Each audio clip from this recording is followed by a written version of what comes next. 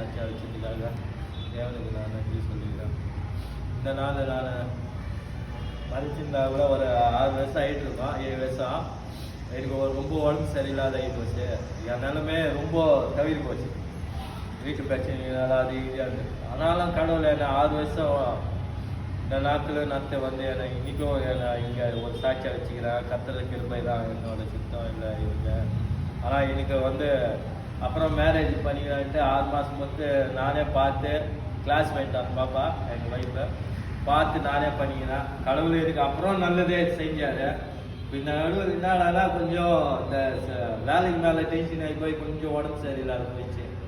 ஆனாலும் வந்து செட்டு அப்புறம் எங்கள் வீட்டில் எல்லாம் வானான்ட்டாங்க. அப்புறம் போயினே இருந்தேன். கொஞ்ச நாளாக வந்து வானா இந்த முடிவு பண்ணிட்டு ஏதோ ஒன்று இப்போத்துக்கு ஏதோ ஒரு சின்ன வேலைக்கு கூலிக்கு போயிருக்கிறேன். அதெல்லாம் கடவுளை என்னை ஆசீர்வதிச்சுக்கிறாரு.